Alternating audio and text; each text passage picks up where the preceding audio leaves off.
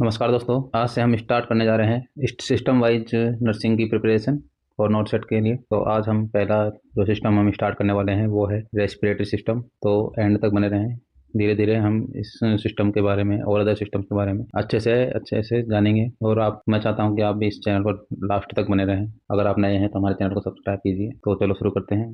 तो आज का टॉपिक है, सबसे पहले हम देखते हैं, यह है एक फ़ोटो। इसकी है फ़ोटो, ये फ़ोटो है, पिक्चर है एक cross section of nasal cavity, यानी कि नेजल कैविटी का क्रॉस सेक्शन है। तो इसमें हम देखते हैं कि क्या क्या इसके अंदर आता है। तो इसमें हमें क्या देखने को मिल रहा है। सबसे पहले ये फ्रंटल साइनस देखने को मिल रहा है। दूसरा, इसमें ये जो बोन है ये क्रिब्रीफॉर्म प्लेट ऑफ एथमॉइड है। देन ये स्पिनोइडल साइनस है। इसमें दो साइनस देखने को मिल रहे हैं, फ्रंटल साइनस और स्पिनोइडल साइनस।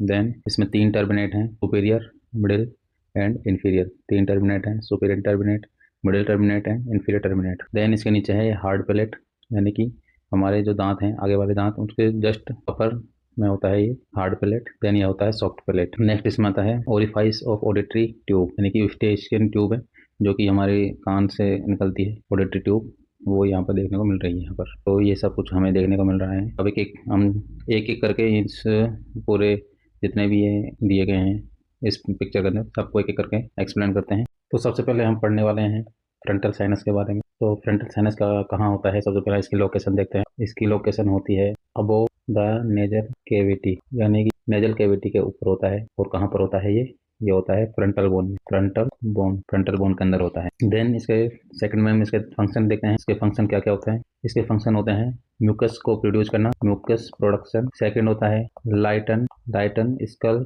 वेट, यानी कि स्कल वेट को कम करना, क्योंकि साइनस है तो होलो होगा, यानी कि वहाँ पर स्पेस होगा, एयर होगी, तो उससे क्या होगा, स्कल वेट कम हो जाएगा। देन थर्ड इसका क्या फंक्शन है, रेजोनेंस ऑफ फॉर वॉइस, यानी कि वॉइस का रेजोनेंस करना, यानी कि जो जितनी वॉइस आ रही है उसकी बढ़ाना। तो रेजोनेंस ऑफ वॉइस, ये काम किसका होता है, ये होता है फ्रंटल साइनस का। कौन कौन से काम देखने को मिलते हैं, म्यूकस प्रोडक्शन देखने को मिलता है, लाइटन स्कल वेट होता है, वेट एंड वॉइस रेजोनेंस। अब इसकी क्लिनिकल रिलेवेंस देखते हैं, फ्रंटल साइनस का क्लिनिकल रिलेवेंस। तो क्लिनिकल रिलेवेंस में क्या क्या देखने को मिलता है। यदि इन्फेक्शन हो जाएगा, इन्फेक्शन होने पर क्या होता है, फ्रंटल साइनोसाइटिस होगा, यानी कि इन्फ्लामेशन हो जाएगा इसमें, फ्रंटल साइनोसाइटिस। देन दूसरा, अगर इन्फेक्शन होगा तो सिम्टम क्या देखने को मिलेगा, सिम्टम्स में देखने को मिलेगा फोरहेड पेन, यानी कि फोरहेड पेन देखने को मिलेगा, आगे वाले सर में दर्द देखने को मिलेगा, हेडेक देखने को मिलेगा, और कभी कभी फीवर भी देखने को मिल सकता है।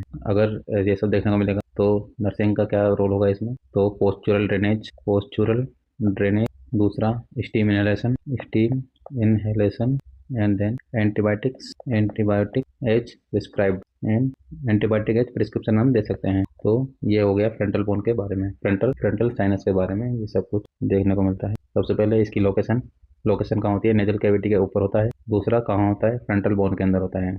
फंक्शन क्या क्या देखने को मिलता है, तो म्यूकस प्रोडक्शन होता है। दूसरा, इसकी ये साइनस है तो इसको जैसे क्या है, स्कल का वेट क्या होता है, कम हो जाता है। दूसरा, वॉइस रेसोनेंस में भी हेल्पफुल होता है। क्लिनिकल रेवलेंस क्या देखने को मिलता है, इन्फेक्शन में क्या होता है, फ्रंटल साइनोसाइटिस देखने को मिलता है। सिम्टम क्या क्या देखने को मिलेंगे, फोरहेड पेन देखने को मिलेगा, हेडेक देखने को मिलेगा, फीवर देखने को मिलेगा। देन पोस्चुरल ड्रेनेज में हेल्पफुल कराने से हेल्पफुल होगा। स्टीम इनहेलेशन भी प्रिस्क्राइब किया जाता है और एंटीबायोटिक भी प्रिस्क्राइब की जा सकती है। तो ये हो गया फ्रंटल साइनस। सेकंड है क्रिब्रीफॉर्म प्लेट ऑफ एथमॉइड, यानी कि जो एथमॉइड बोन है उसके अंदर क्रिब्रीफॉर्म एक प्लेट होती है, तो उसके बारे में जानते हैं। दूसरा है क्रिब्रीफॉर्म ऑफ एथमॉइड। तो सबसे पहले देखते हैं इसकी लोकेशन कहाँ है। इसकी लोकेशन है रूफ ऑफ नेजल कैविटी, यानी कि ये जो एथमॉइड बोन है ये नेजल कैविटी की क्या बनाता है, रूफ बनाता है, छत बनाता है। सेकंड, स्पेशल फीचर क्या देखने को मिलेगा, इसके अंदर टाइनी होल्स देखने को मिलते हैं। देन इसके फंक्शन क्या होंगे, फंक्शंस क्या देखने को मिलेंगे इसके अंदर, ये जो ओल्फैक्टरी नर्व फाइबर हैं उनको अलाउ करेगा ब्रेन में जाने के लिए, यानी कि ये अलाउ करता है, अलाउ ओल्फैक्टरी नर्व फाइबर, यानी कि स्मेल, वो जो ओल्फैक्टरी नर्व होती है वो क्या स्मेल होती है, वो स्मेल यानी कि सूंघने में हेल्पफुल होती है। Allow olfactory nerve fibre pass to brain, यानी कि ब्रेन तक जाने में हेल्पफुल का होता है। कौन, cribriform plate of ethmoid. Next, very important है ये एग्जाम के पॉइंट ऑफ व्यू से, क्या है, यदि इसके अंदर फ्रैक्चर हो गया, यानी कि इस बोन में अगर फ्रैक्चर हो जाता है तो उसकी वजह से क्या होगा, फ्रैक्चर की वजह से क्या होगा, CSF राइनोरोया हो जाएगा, CSF नो यानी कि नाक से CSF का निकलना, यानी कि CSF यदि नोज के थ्रू निकलेगा, नोज के थ्रू निकलता है तो उसे बोलते हैं CSF राइनोरिया, यानी कि CSF leaking from nose, CSF leaking from nose यानी कि। और दूसरा important point, loss of smell क्या कहलाता है? Loss of smell is equal to damage of olfactory nerve. यदि आपको लग रहा है कि आप सुनाई नहीं, सूंघना में आपको असमर्थता आ रही है, आप सूंघ नहीं पा रहे हो किसी चीज़ को, इसका मतलब कि जो आपकी ऑल्फैक्टरी नर्व है वो क्या है, डैमेज हो गई है। दो हमने इसमें पढ़ लिया है, फ्रंटल साइनस पढ़ लिया है, दूसरा cribriform plate of ethmoid. Next हम देखते हैं स्पिनोइडल साइनस। थर्ड पॉइंट है स्पिनोइडल साइनस। पोस्टीरियर टू फंक्शन, तो फंक्शन होता है इसका म्यूकस सीक्रेशन इस रेजोनेंस, यानी कि जितने भी साइनस होते हैं वो इसके रेजोनेंट हैं, यानी कि हमारी आवाज़ को बढ़ाने में हेल्पफुल होते हैं। इसके अंदर कुछ डेंजर देखने को मिलता है। ये जो स्पिनोइडल, ये हमारा ऑप्टिक नर्व है, जिसकी वजह से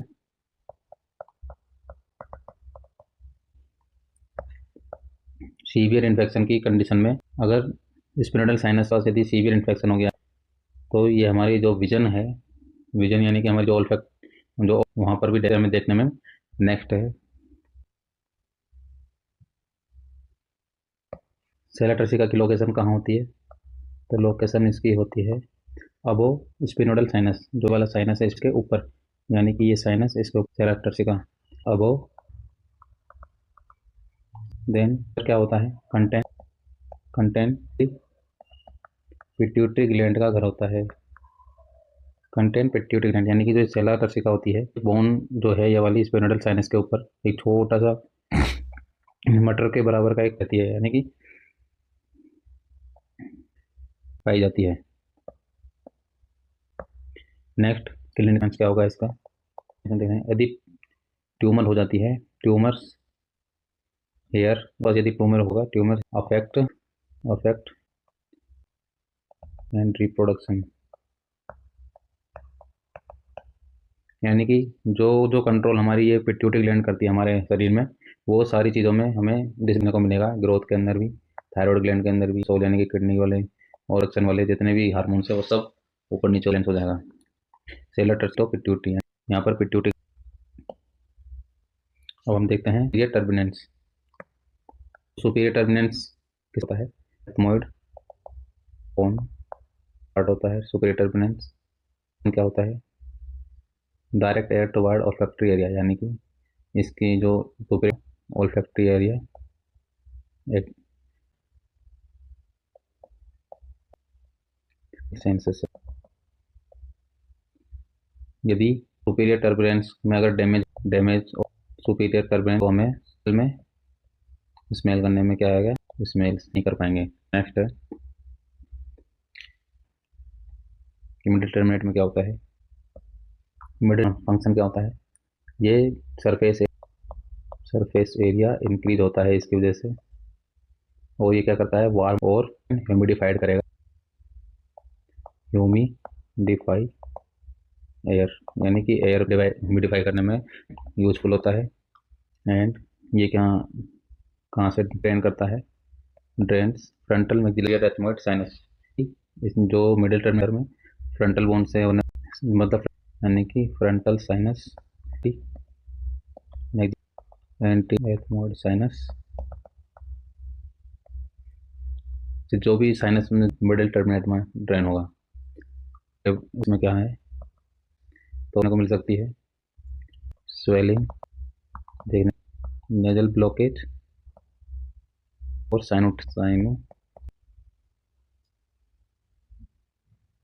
अब है इंफीरियर टर्मिनेट। इंफीरियर क्या करता है, तो जो टर्मिनेट है लार्जेस्ट टर्मिनेट है, दूसरा इसका फंक्शंस क्या होगा, फंक्शंस तो ये डस्ट को क्या करता है, फिल्टर करता है, एयर को क्या करता है, वार्म करता है, और क्या करता है, एयर है इनहेल मॉइस्चर करेगा, moisture inhaled air, nursing relief,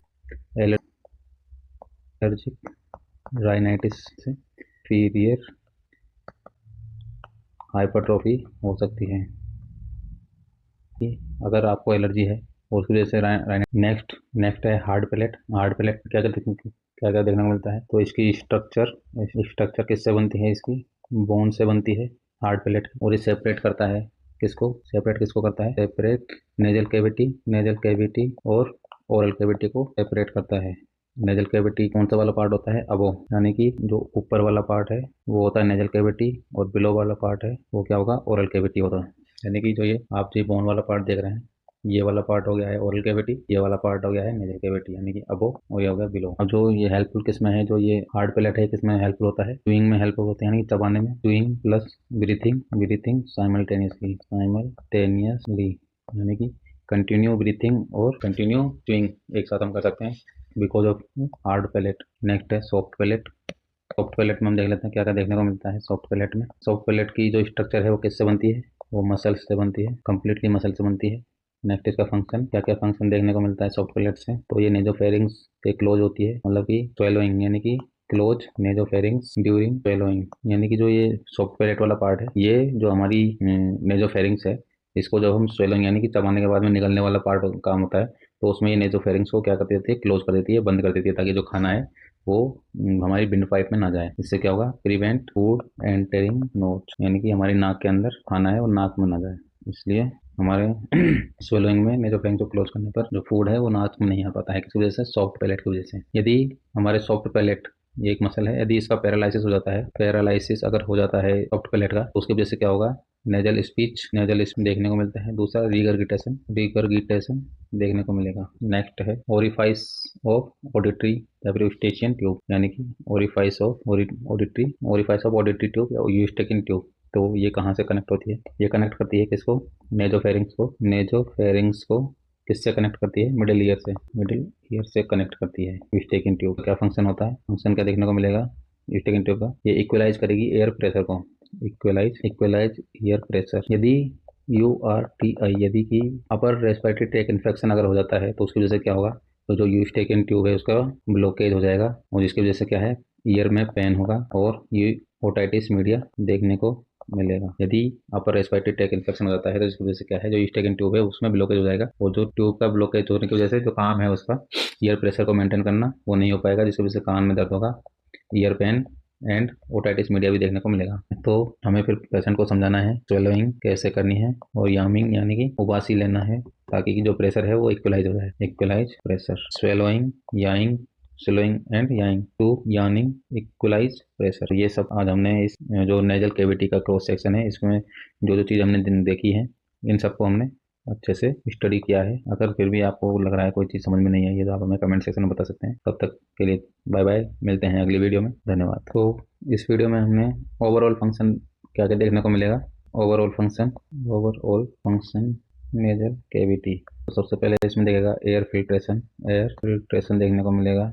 दूसरा एयर वार्मिंग। तीसरा air humidification, then smell sensation, then voice resonance, then defence against pathogen. ये सब फंक्शन देखने को मिलेंगे, air filtration, air warming, air humidification, smell sensation, voice resonance and defence against pathogen. और कुछ point जो हमें ध्यान रखने हैं एग्जाम के पॉइंट ऑफ व्यू से, जो क्रिब्रिफॉर्म प्लेट ऑफ एथमोइड, यदि इसमें फ्रैक्चर हो गया है, डैमेज हो गई है, तो CSF लीक कर जाएगा, तो CSF राइनोरिया देखने को मिलेगा।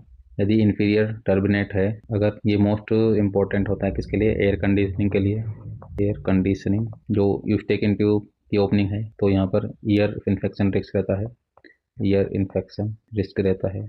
और सॉफ्ट पैलेट प्रिवेंट करता है नेजल रिगर्गिटेशन को, यानी कि जो ये सॉफ्ट पैलेट है वो प्रिवेंट करता है क्या, नेजल रिगर्गिटेशन,